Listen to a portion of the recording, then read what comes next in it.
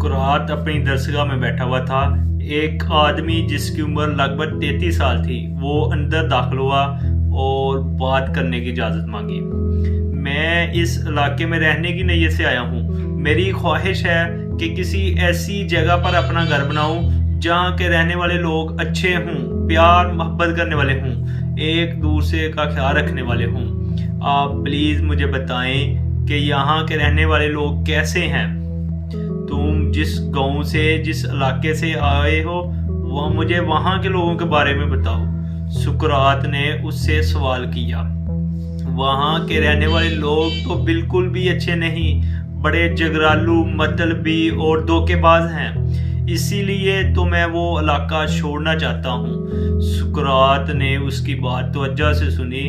मुझे अफसोस से ये कहना पड़ा है कि यहाँ पे रहने वाले लोग भी बिल्कुल वैसे ही है, सुकरात ने उसे जवाब दिया।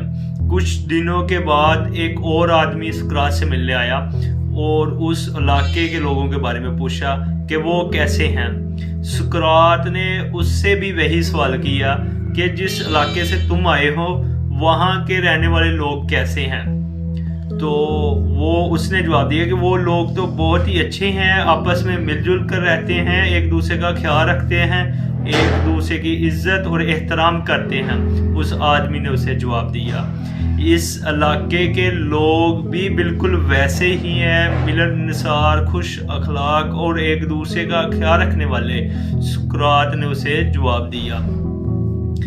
दोस्तों, ये दुनिया आपको वैसे ही दिखेगी जिस नज़र से आप इसको देखेंगे। अगर आप इसमें मोहब्बत देखेंगे, प्यार देखेंगे, खुशी देखेंगे, खूबसूरती देखेंगे, तो ये दुनिया आपको खूबसूरत नज़र आएगी। ये आपके रहने के लिए एक खूबसूरत जगह बन जाएगी।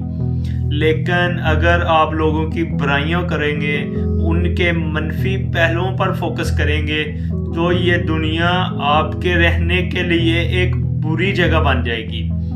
हमेशा ये बात याद रखें, अगर आप अच्छे हैं सारा जहान ही आपके लिए अच्छा है।